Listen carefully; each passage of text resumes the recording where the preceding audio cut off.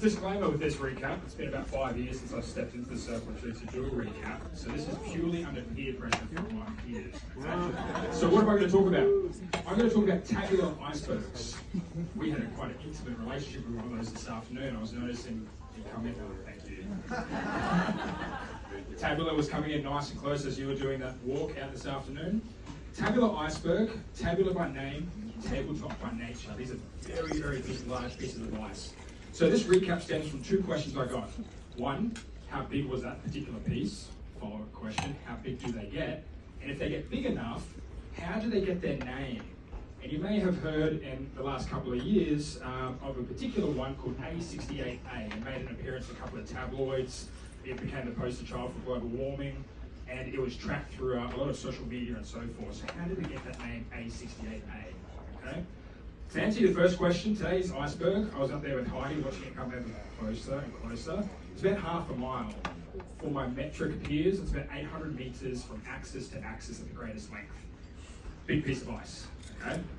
Now, that was actually a relatively small piece of ice. So the topic we're about to get into, we're going to have to zoom out and scale, okay? Everyone hold up their left hand for me. Face your palm toward you.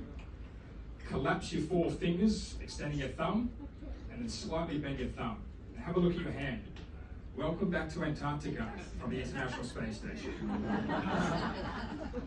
Where your thumb currently sits, that's the peninsula, our playground. We have to zoom in quite a long way away to actually see this.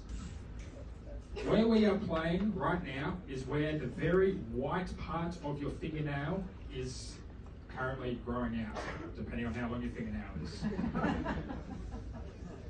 Between your thumb and your index finger, the knuckle, that's the Weddell Sea. You may know this, where Shackleton and his story took place with the Endurance. Okay?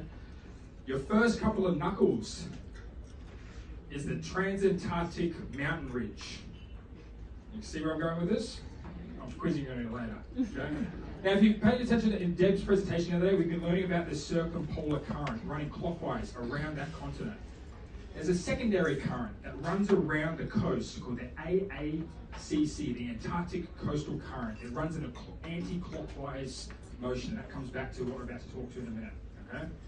Now, 1979, the US Ice Center, or the US NIC, started tracking any large pieces of ice that were longer than 10 nautical miles from axis to axis. Huge chunks of ice. They later revised that and added that to the criteria of 20 square miles in surface area.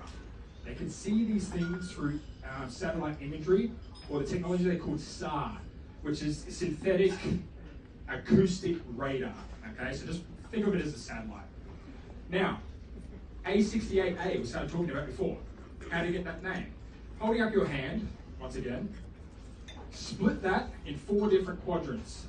From the north to the south, halving the Antarctic Peninsula, or the Antarctic continent, and then east to west. So you have 4 quarters. Top left is A, bottom left is B, bottom right is C, top right is D. A68A, it broke off in A quadrant. It broke off from the Larsen C ice shelf, pretty much where your thumb makes the bend, okay? This broke off in July in 2017, and it was stuck in the Weddell Sea. Now, if you picture the Antarctic coastal current going anti-clockwise, outlining your hand, your thumb's going to act as a net and catch all the ice that's going around getting caught in that current. It's called the Weddell Gyre, or we dub it as the ice graveyard, okay? So A68 was the 68th piece of ice that broke off from the A quadrant, okay? It also broke up again to A68A. That extra little suffix meant that it broke off into 2 parts, and even that part was longer than 10 nautical miles in length. It was last seen, it was spat out the gyre out towards South Georgia as A68M. It had broken up that many times that each letter suffix was larger than 10 nautical miles in length. Okay? Now, how big was this piece of ice? This piece of ice was 93 miles in length, 175 kilometers, 30 miles wide, which is about 50 kilometers across, 4,200 square miles in surface area, which is about 5,800 square kilometers. Okay, A68. Now that was only the fourth largest piece of ice ever recorded. Largest piece of ice. I'm getting caught up here. B15 broke off from the B section. Where? Down toward about where your wrist is. Okay? It broke off from the Ross Ice Shelf. Okay? It got caught in the Antarctic coastal current and into the Gaia, slowly breaking up in time. It broke up so many times, it made it from B15A, B15B, all the way up to B15Z, and they ran out of the alphabet. They had to nominate the last one to be B15AB. It was last seen spat out the Gaia, and B15AB remains in the Gaia to this day, and it broke off in March 2000.